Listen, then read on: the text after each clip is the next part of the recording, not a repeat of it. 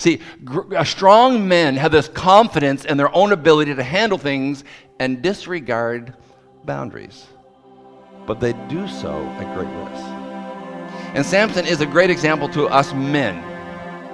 What eventually happens when we disregard boundaries.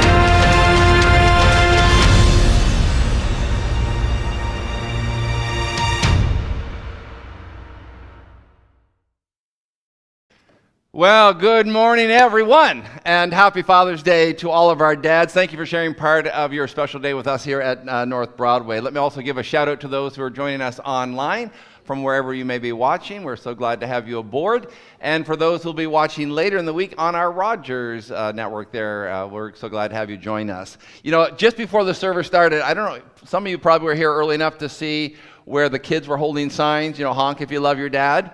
So Carter ran up to me and says, what does it mean? Like the moms had 297 honks and the men had 307.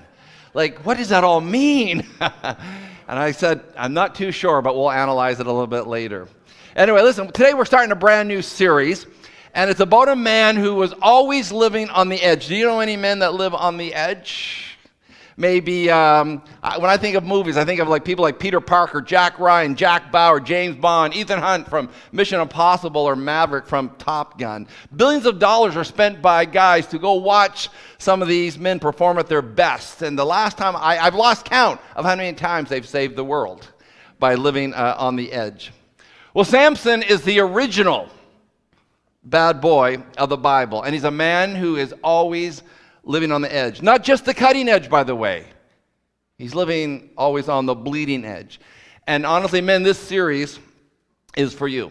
And I've been looking forward to this actually for a little while. I think God has something special for us to learn. And wives and girlfriends, you'll be glad that we took time to do this series over the next month or so. A lot of people know a little bit about Samson. I'm hoping after this series, a lot of people will know a lot about this man named Samson. Samson's accomplishments, they're legendary. And so are his failures.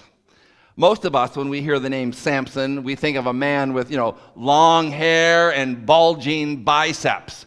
For those from the older generation, you may think of somebody like Fabio.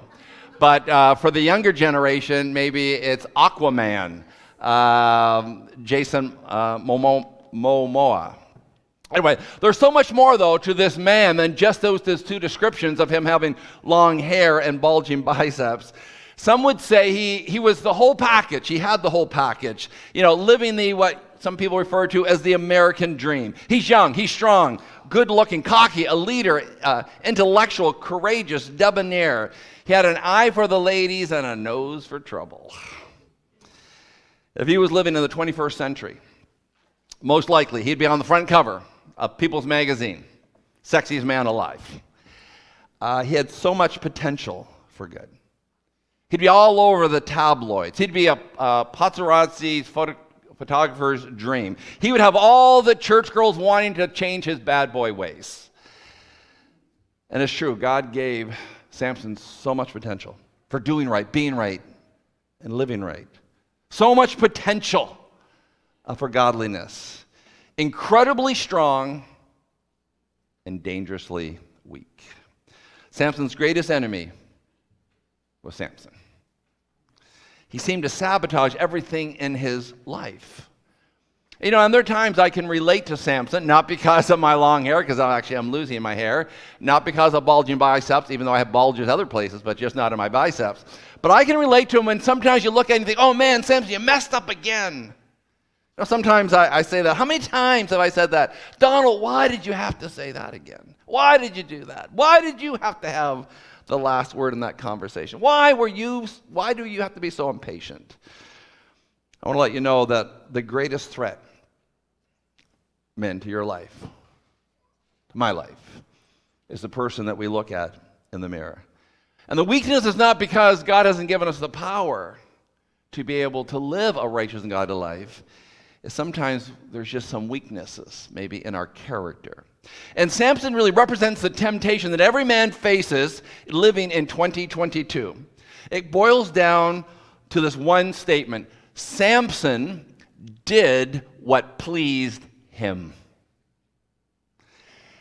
He's not going to let anyone get in his way. He'll do what he wants. Not his parents, not his family, not even God. He's the strongest man in the Bible, and yet he's among one of the weakest also in the Bible. He could spot his enemies a mile away, but he couldn't see the demise of the woman who laid next to him in his own bed.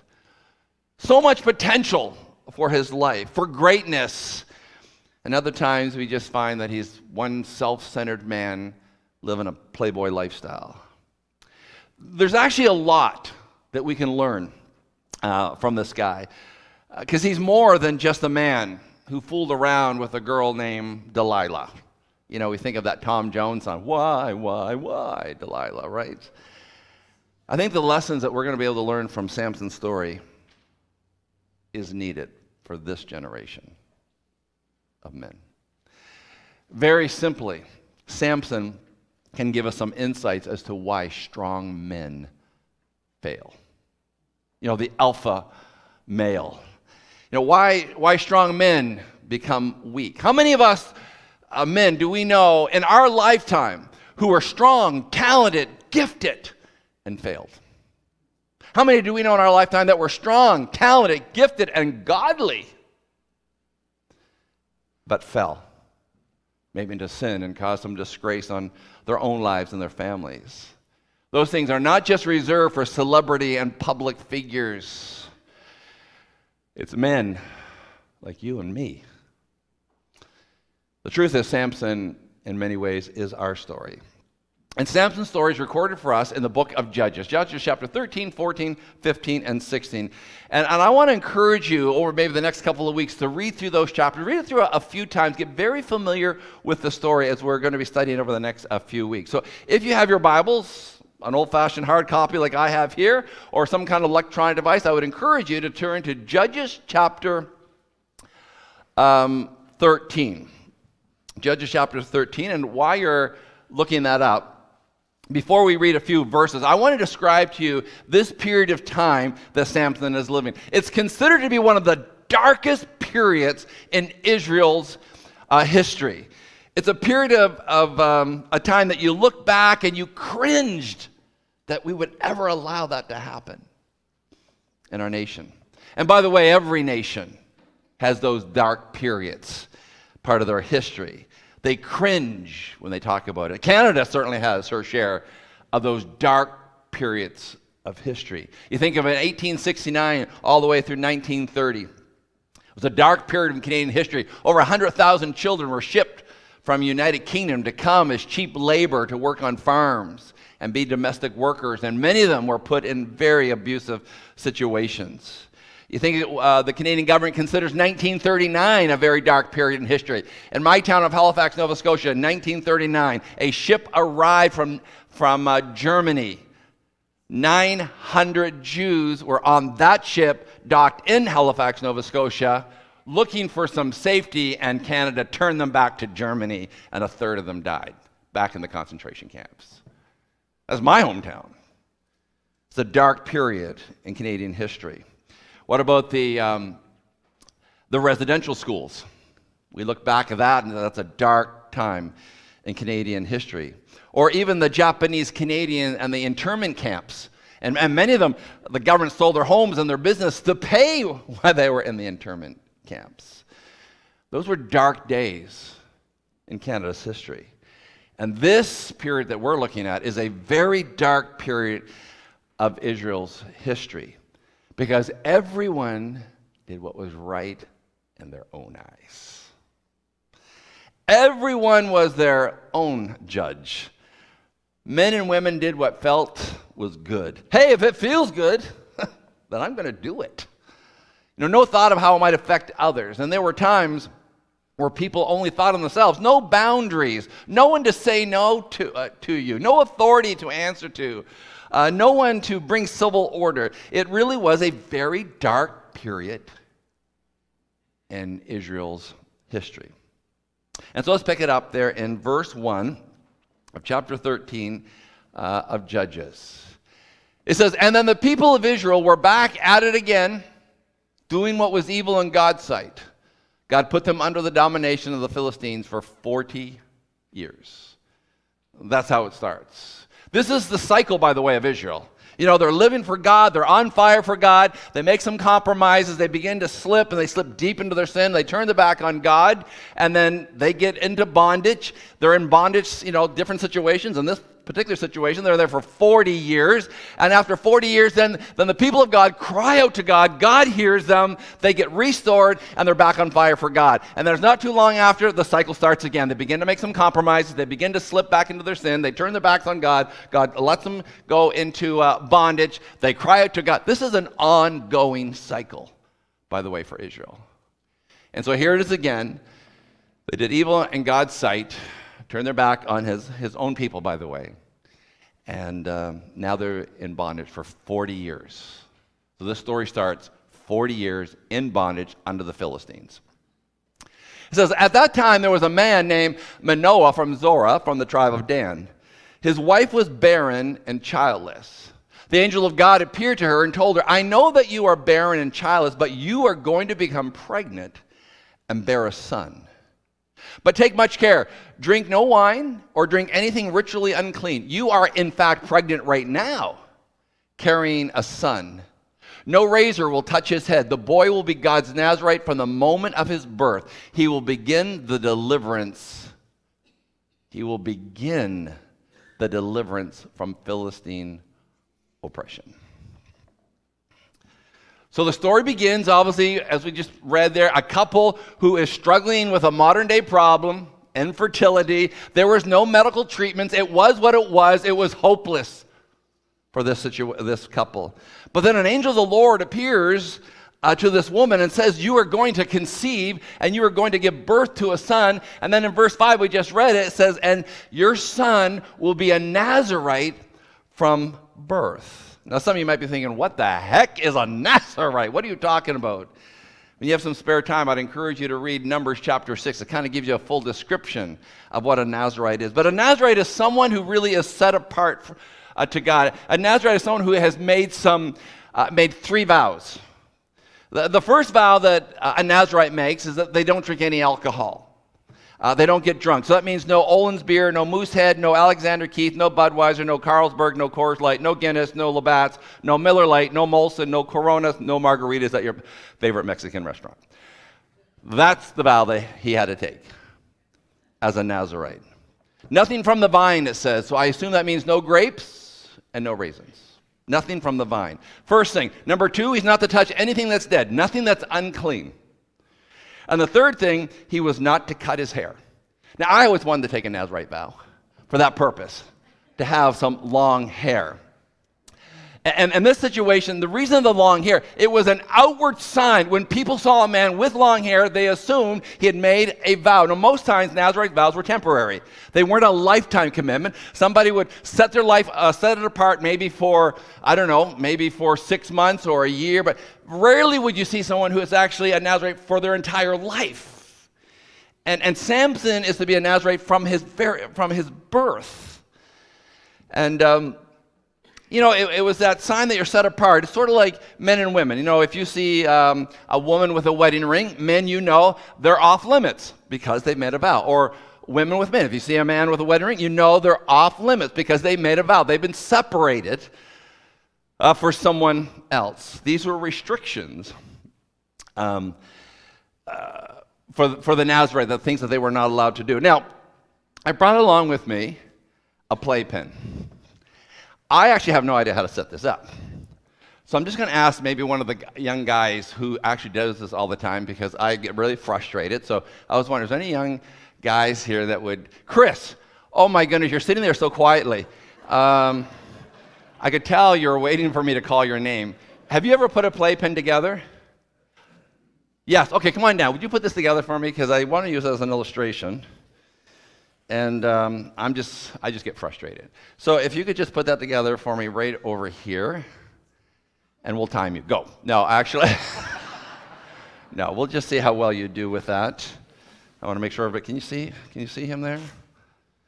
Okay. It's a get on your knees job. Very good. Okay. Excellent. Oh, there's pieces falling apart. I would have never known that. Okay. Oh,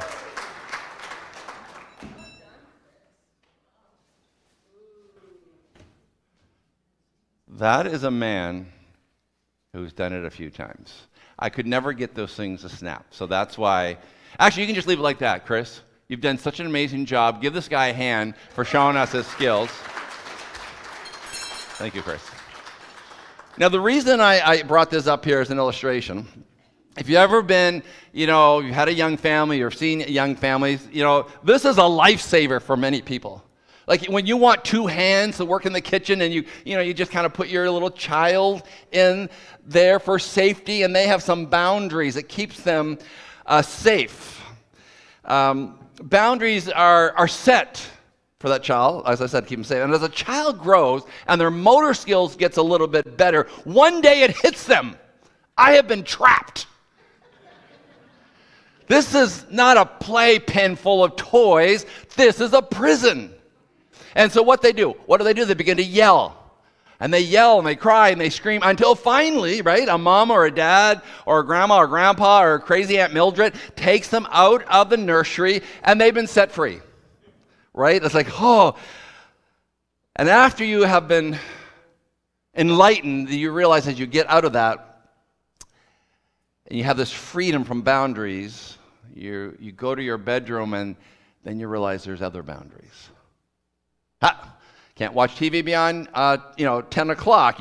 You can't get a tattoo. No, you can't get an earring. And you got to have the car home by 10 o'clock. You have all these boundaries and you're just kind of holding your breath until you turn 18, because when you get 18, you'll have no more boundaries. And then you realize, oh my goodness, there's more boundaries. There's speed limits and deadlines for assignments and restrictions, maybe because you're on some kind of an elite sports team, or restrictions because of your health. It never ends. The truth is, boundaries are set for our safety. They're there to protect us, to keep us out of trouble and on track, to keep us from spinning completely out of control. And so when you study the life of Samson, we're going to discover that he respects God's boundaries sometimes, the times that it was convenient, but most of the time, he seems to ignore the boundaries that God has set for him. It seemed like he wasn't afraid of getting in trouble because he believed his great strength would bail him out of any predicament that he may face. Guys, by the way, does that sound familiar? Really, he was saying, I can handle it. I can handle it. I know my limitations. Maybe you know a guy like that. Maybe we're guys like that, where we would just say, I can handle it. Samson's that typical, alpha male. He's gutsy, he's daring, he's impulsive, he's reckless, he's carefree. These qualities aren't all bad. Under certain kind of boundaries and restrictions, they make great leaders. Samson didn't just, by the way, wake up one day and finally recognize that he had just trashed his Nazirite vow. It was just a gradual slip. Just a few compromises here along the road. And before you know it, he's in big trouble. Because his words were, I can handle it. I can handle it. I'm strong enough to handle this. My strength, it's my kind of my safety net. How many times have I had actually men in my office talking about it, and they've said to me, but I can handle this, Donald. I can handle this. And you see their whole life crumbling right around them. But I can handle this because I'm strong enough. I got it all under control. In the meantime, when you read Samson's life and you study Samson's life, you realize he really crashed through all the boundaries, jumped over every fence that was set up for his own protection. My question would be for you, men, what are you handling right now? What boundaries maybe have you crossed? Maybe for desire, for money, or power, or pleasure. What are we doing right now that we try to hide? What is it we're doing right now that maybe if our wife or our children ever found out, they'd be horrified? What are we handling right now that maybe if one of our close friends really knew, it might impact your friendship? See, strong men have this confidence in their own ability to handle things and disregard boundaries. But they do so at great risk. And Samson is a great example to us men. What eventually happens when we disregard boundaries. Now, I'm from Nova Scotia. And I happen to live in the province where the most photographed lighthouse in the world is. This is Peggy's Cove. I don't know if anybody's been there. Population 32 people. In the summer, though, I think it rises to 36 when the grandkids come home. And of course, it's beautiful. Who doesn't like to go to this lighthouse and see the scenery? It's spectacular. But there is a sign right over here that says, rocks are slippery. There are rogue waves that just come unannounced. Don't go below this boundary, this line, or you have the potential to be swept away. And guess what? Every year people go beyond that boundary. Every single year. Even though there's all these signs that say, warning, don't do it. And this is what happens. And every year there's a report of who died at Peggy's Cove. Beautiful place. And yet people get swept away. When I lived in Virginia, I lived very close to the Potomac River, and there's this kind of a national park, and my sister and I have actually gone there. We're rappelling down some of the cliffs. But when you walk into the park, it's really amazing. You walk into the park, and there's this big sign. First thing, how many people died last year? 6 people died last year. 9 people died here last year. And obviously it startles you because you realize, okay, I'm maybe entering some dangerous ground. Now, if you stay along the path and you do where you're supposed to go, they get it all marked, you're fine. But it's as soon as you begin to veer off those boundaries. In fact, there are signs. I love the sign. It says, if you enter the river, you will die. That's how straightforward they are.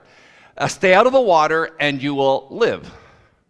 They're saying don't even put your foot in because they're so slippery, and at times the water seems so calm, but there's always these undercurrent that will suck you 30 feet down and you don't come back up. I just happened to go on the internet yesterday. Sure enough, a couple weeks ago, 26-year-old boy thought he could handle it. Got in the water, his friends were watching him, sucked right to the bottom. Warnings everywhere. Boundaries, stay behind. But the slogan that so many of us guys live by is, I can handle it. Like, I can get out there. I can get my balance on that rock. I'm not going to slip. Even though it happens to everybody else, for some reason we think, oh, we can handle it. How many people in their lives have kind of wreaked havoc and destruction just to have a little fun? I think sometimes we underestimate the danger. We only intend to stay for a little while. But then sin gets to grab a hold of us, and it will not let us go. Samson is case in point. Samson is just a fun-loving guy who wants a little bit of excitement. We think, no big deal. On one particular night, he's lying with a prostitute, and his enemies surround the house, and under the cloak of darkness, he escapes. But even under all those close calls, because he had a number of close calls, it didn't seem to slow him down. It never brought him to his senses. Strong men, by the way, have a propensity to disregard boundaries. And Samson is a great example. When we're strong, we fall into the deception that we can handle it. No, seriously, I can handle it. I've lived long enough. I know the ropes. I can handle it. And because sometimes our strength has gotten us out of trouble, we think, well, then I can just do it the next time. And as we study Samson's life, because we're just kind of introing it today, as we study this man, we'll discover that there are times that the Spirit of the Lord came upon him. In fact, in one day, he killed 1,000 men that were his enemies. At one time, it says that the Spirit of the Lord came upon him, and he ripped a tiger, a lion, in half. I actually...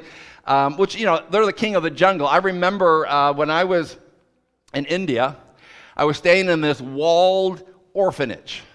And I said to the guy who ran there, I said, would I be allowed just to walk outside? Is it safe to walk outside? Yes, absolutely, Donald. It's very safe. Just stay on the road. Don't go off the road. Stay on the road. I thought, okay.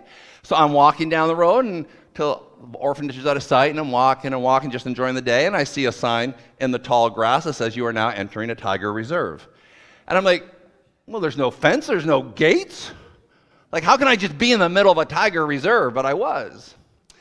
And there was lots of tall grass, and I know that, tigers, lions like to hide in tall grass before they pounce on their food. And so as I'm going down, I'm like, I have just entered a danger zone.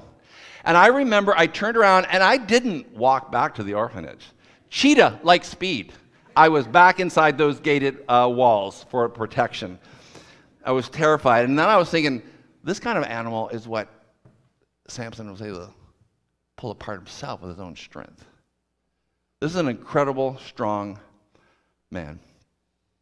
Yet on the other hand, all these great defeats, he would let his strength overtake him.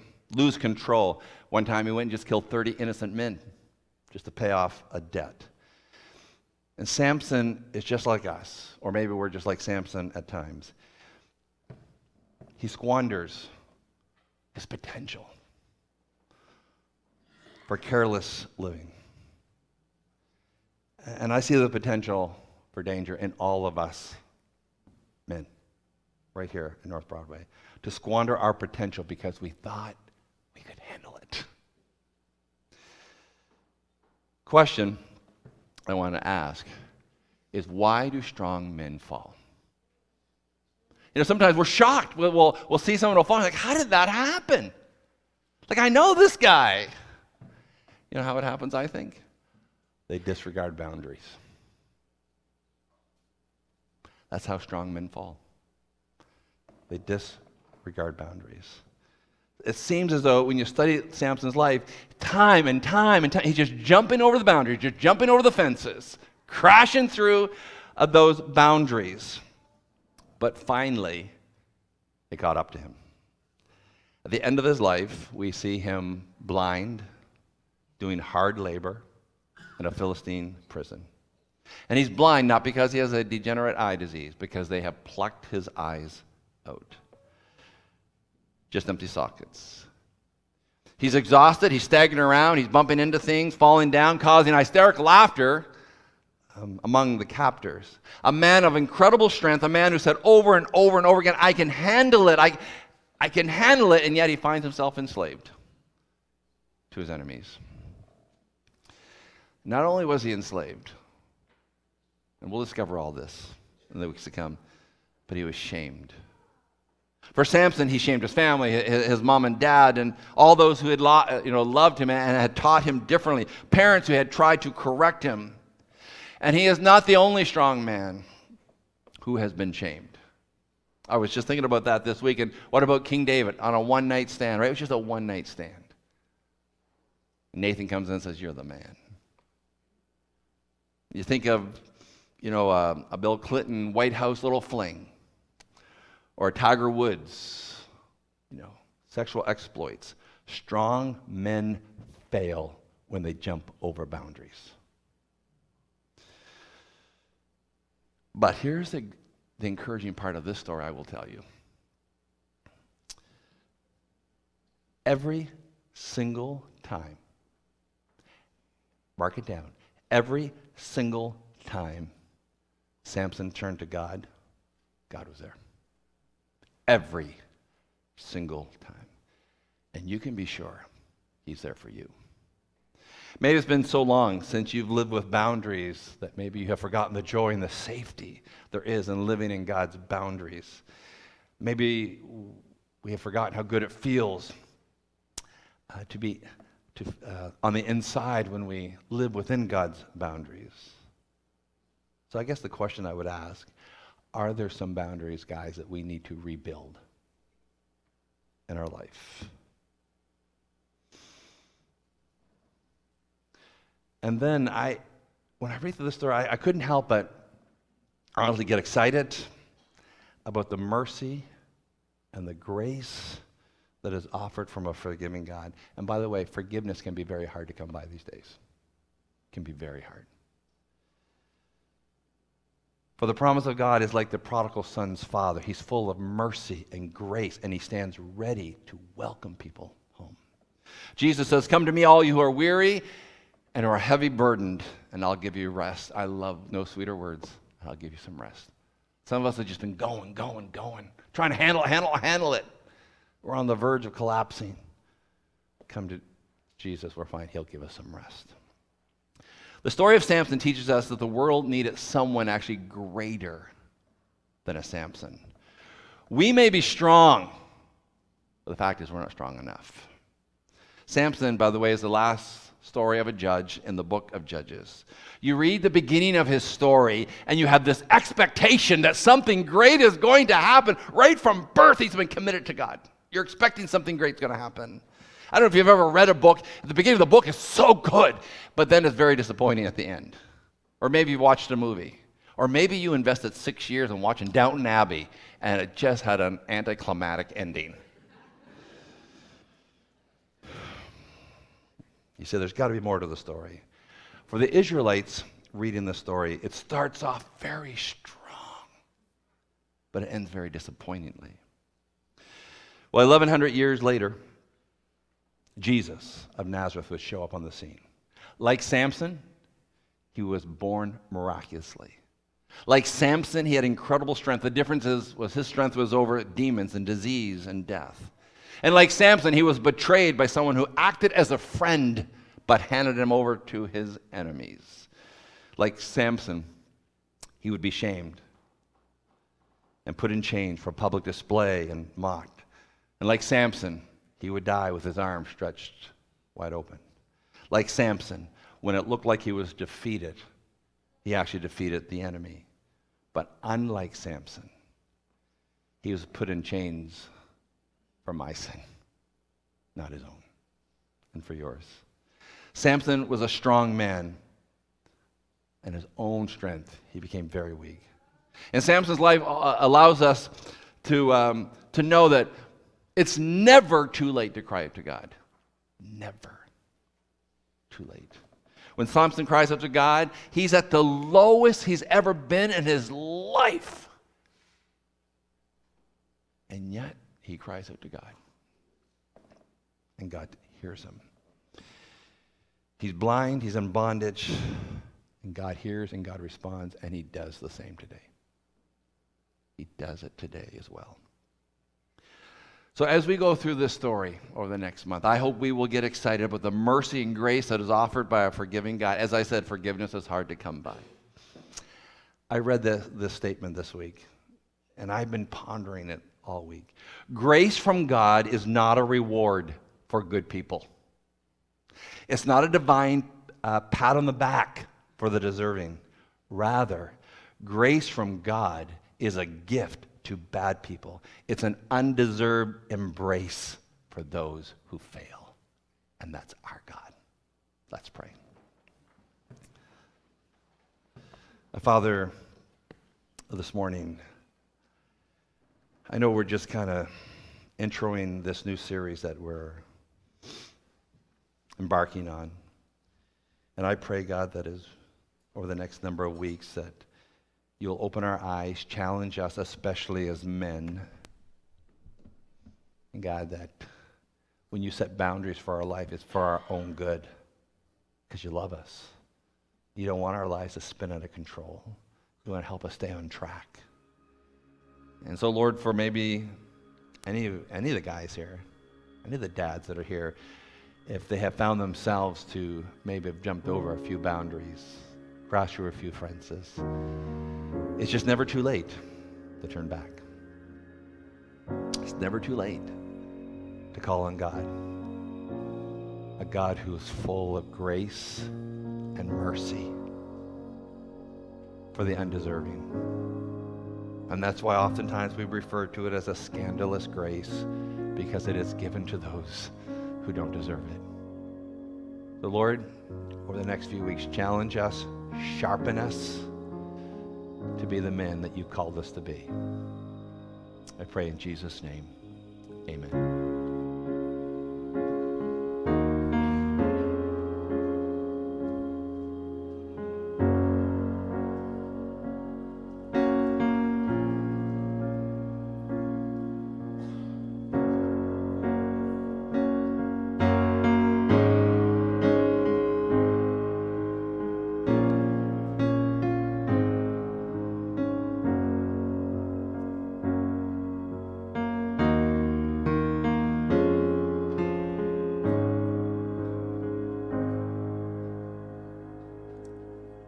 I once was lost,